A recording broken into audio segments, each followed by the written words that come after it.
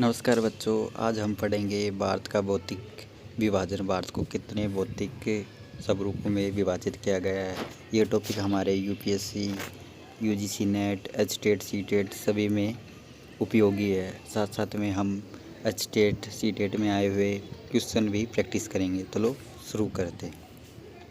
भारत को मुख्य रूप से 6 भागों में विभाजित किया गया है। पहला भाग कौन सा है? उत्तर के पर्वत, जो भारत के उत्तर में हिमालय पर्वत श्रृंखला है। ये भारत के पहले भाग में विभाजित किया गया है। जो सबसे नवीन बलित पर्वत है, जो पश्चिम से पूर्व की तरफ भारत के अंदर स्थापित है। दूसरे नंबर पर है उत्तरी मैदान। उत्तरी मैदान का निर्माण सिंधु, ब्रह्मपुत्र, गंगा नदी द्वारा लाए गए जलोढ़ मृदा के एक स्थान पर जमा होने के कारण निर्मित हुआ था। तीसरे नंबर पर है प्रायद्वीपीय पठार। प्रायद्वीपीय पठार भारत का एक प्राचीन गोंडवाना लैंड का हिस्सा है। यहाँ पर भारत के सबसे ज़्यादा खनिज, कोयला इत्यादि पाए जाते हैं। आगे बात करते हैं हम थार का मरुस्थल।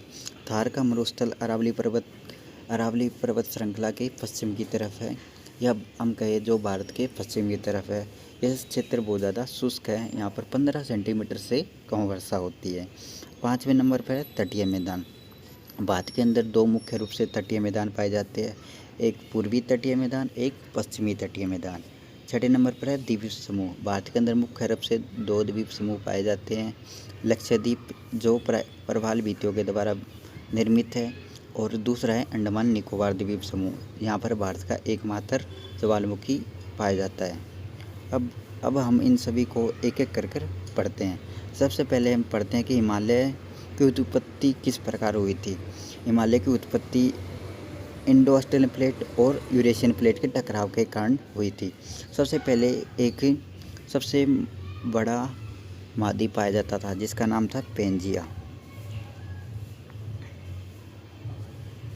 पेंजिया के अंदर सारे के सारे जितने आज जो महाद्वीप है वो एक साथ जुड़े हुए थे। फिर पेंजिया के अंदर धीरे धीरे टुकड़े होने लगे। फिर ये 2 भागों में विभाजित हो गया। एक था गोंडवाना लैंड, एक था लोरेंसिया। जब गोंडवाना लैंड के बहुत सारे और टुकड़े होने लगे तो वह 2 प्लेटों में विभाजित हो गए। एक प्लेट थी इंडो ऑस्ट्रेलियन प्लेट, दूसरी है Eurasian plate. Indo Australian plate और यूरेशियन प्लेट के बीच के अंदर एक सागर था, जिसका नाम था तेथिस सागर। कौन था? तेथिस सागर। तेथिस सागर। जब दोनों प्लेटें एक दूसरे के आमने सामने आने लगी इस प्रकार,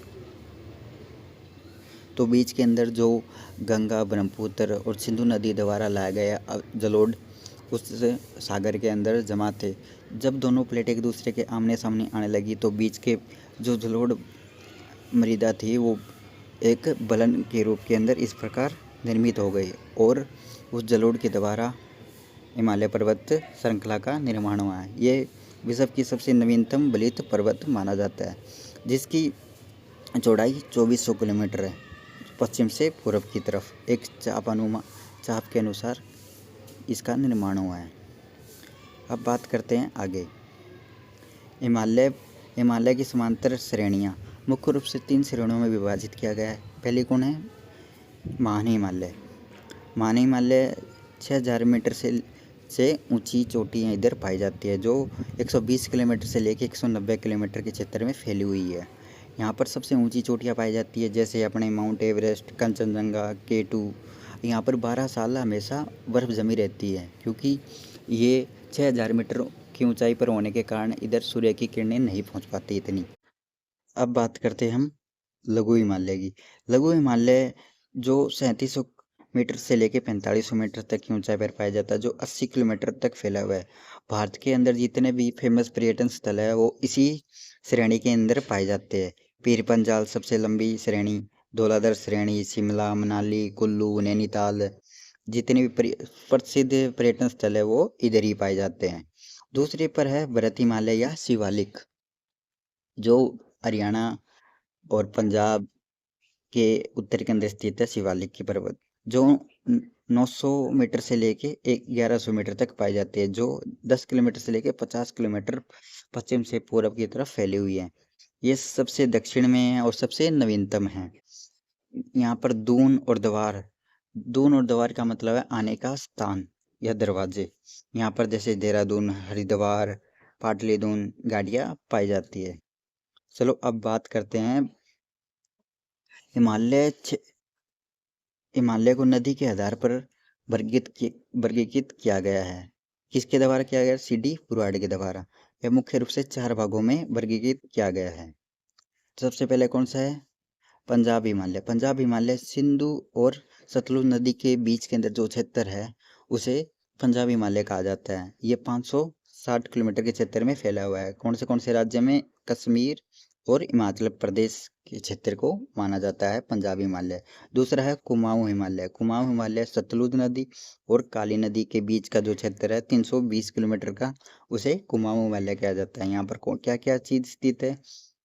नंदा देवी, त्रिशूल, केदारनाथ और बद्रीनाथ की चोटियां इस क्षेत्र में स्थित है। तीसरा है नेपाल हिमालय। नेपाल हिमालय कौन सी नदियों के बीच में स्थित है? काली और तीस्ता नदी, जो 800 किलोमीटर के क्षेत्र में फैली हुई है। यहाँ पर सबसे ऊंचा पर्वत कौन सा? माउंट एवरेस्ट इस क्षेत्र में स्थित है। और चौथे नंबर पर है असम हिमालय, जो तीस्ता नदी से ब्रह्मपुत्र नदी तक फैला हुआ है। ठीक है, आप सभी को समझ में आया? अब बात करते हैं हम आगे। अब बात करते हैं भारत का विशाल मैदान। भारत का विशाल मैदान मुख्य रूप से तीन नदियों से से लाए गए जलोढ़ के जमाव के कारण निर्मित हुआ है। जैसे सिंधु, गंगा, ब्रह्मपुत्र नदी द्वारा लाए गए जलोढ़ मिट्टी के द्वारा निर्मित हुआ है, जो 7 लाख वर्ग किलोमीटर में फैला हुआ है। 2400 किलोमीटर इसकी लंबाई है और 240 से लेकर 320 किलोमीटर इसकी चौड़ाई है। ये भारत के राजस्थान से लेकर असम तक इसका फैलाव माना जाता है। इस क्षेत्र के अंदर प्रचुर मात्रा में मिट्टी पाई जाती है, जो उपजाऊ मिट्टी है। यहाँ पर 12मासी 3 फसल ली जाती है। जल प्रचुर मात्रा में पाए जाते हैं और इस क्षेत्र में अनुकूल जलवायु पाई जाती है, जिस कारण इस क्षेत्र के बहुत ज़्यादा मात्रा में जनसंख्या निवास करती है। ये विश्व का सबसे महत्वपूर्ण जनसंख्या निवास करने वाला स्थान माना जाता है। यहाँ पर लोग 60% से अधिक कृषि करते हैं।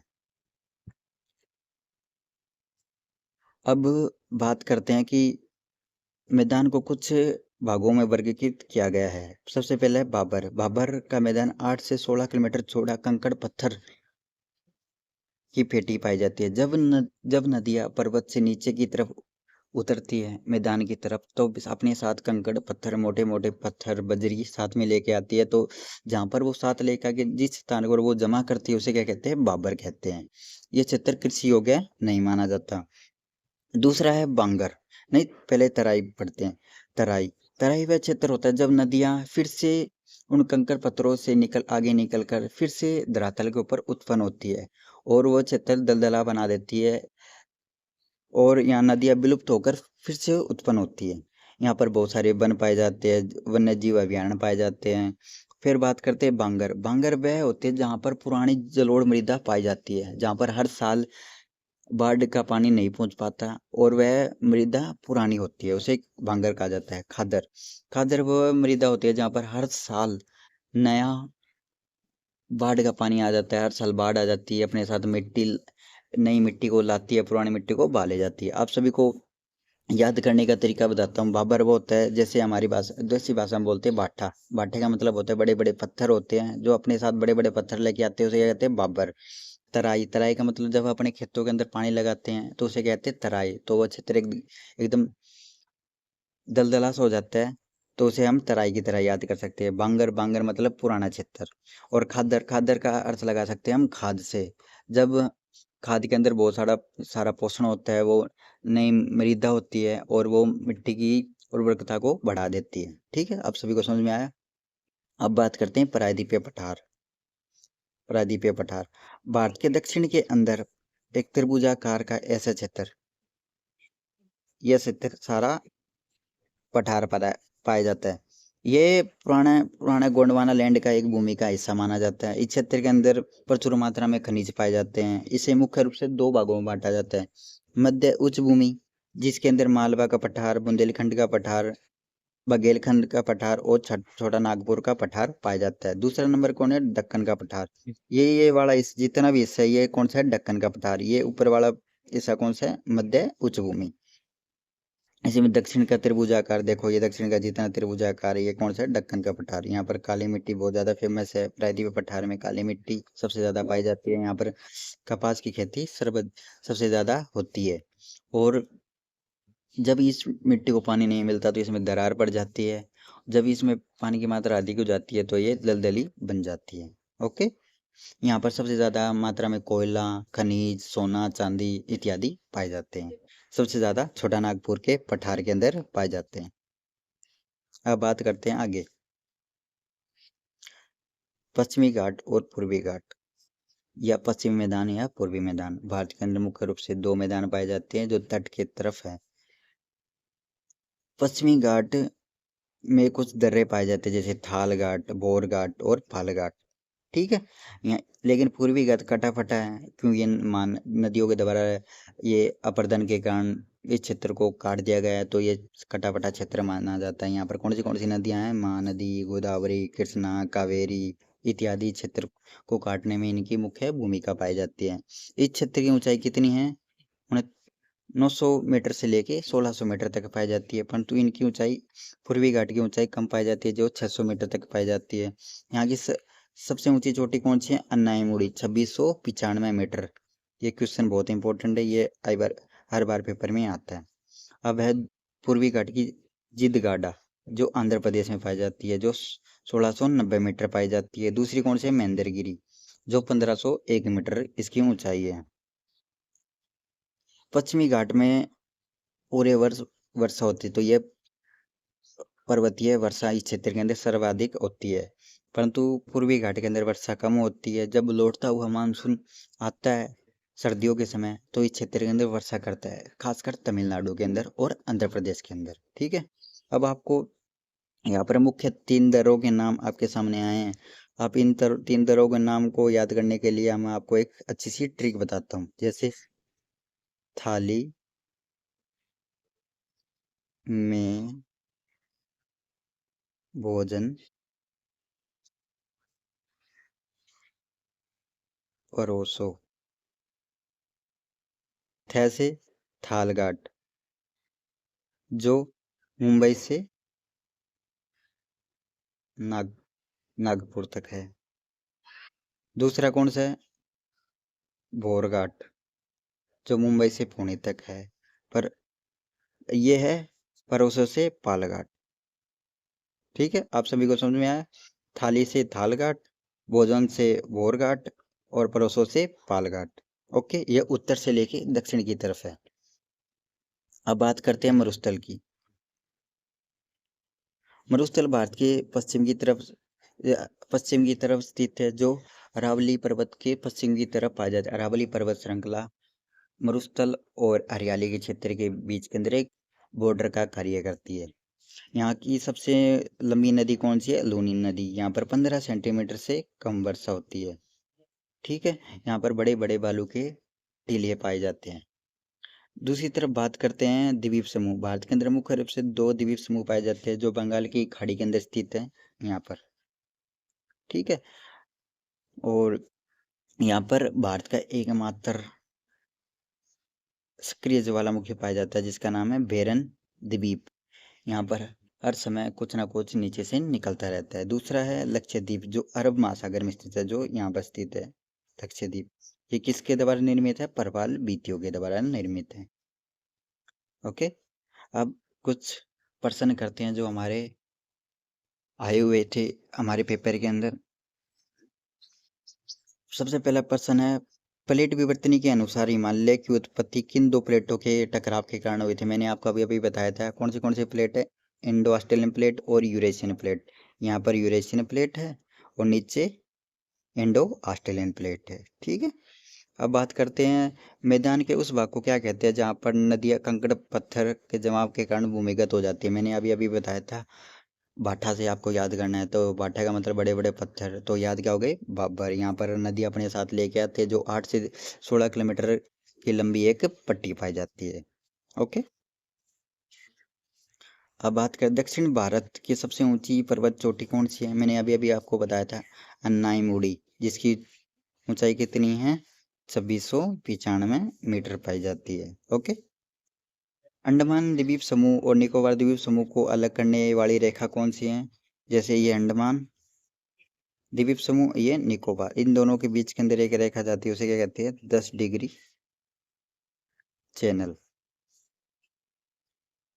ओके। अब बात करते हैं आगे, 5वां प्रश्न। पुरानी जलोढ़ मिट्टी से निर्मित मैदान ऊंचे भाग को किस नाम से जाना जाता है, मैंने अभी अभी बताया था, जहाँ पर हर साल मिट्टी का मतलब हर साल बाढ़ का पानी नहीं पहुंच पाता है, वह मिट्टी पुरानी हो जाती है, उसे क्या कहते हैं, बांगर। ठीक है, यहाँ पर हर साल बाढ़ का पानी नहीं पहुंच पाता, इस कारण इसको क्या कहते हैं, बांगर। पूर्वी घाट की वास्तविक सबसे ऊंची चोटी कौन सी है, हमने अन्नाईमुड़ी तो पश्चिमी घाट की है, और पूर्वी घाट की सबसे ऊंची चोटी कौन सी है, जिद्दगाड़ा, जो आंध्र प्रदेश में स्थित है, जिसकी ऊंचाई कितनी है, 1690 मीटर। ओके। अब 7वां प्रश्न। भारत का एकमात्र सक्रिय ज्वालामुखी कौन सा है, अभी अभी हमने पढ़ा था, बैरन द्वीप, जो भारत का एकमात्र सक्रिय ज्वालामुखी है, वो कहाँ पर है, अंडमान निकोबार द्वीप समूह के अंदर है। ठीक है।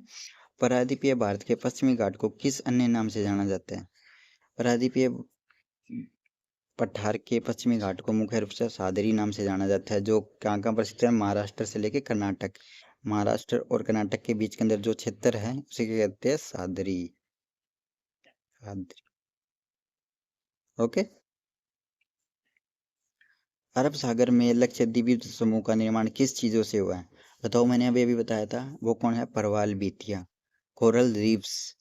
जब मोदी जी पर लक्षद्वीप गए थे, तो उन्होंने समुद्र में जाके जो हरे हरे अलग अलग आकृतियों की जो चीजें देखी थी, उसे क्या कहते हैं, कोरल रीफ्स या प्रवाल बीतिया कहते हैं।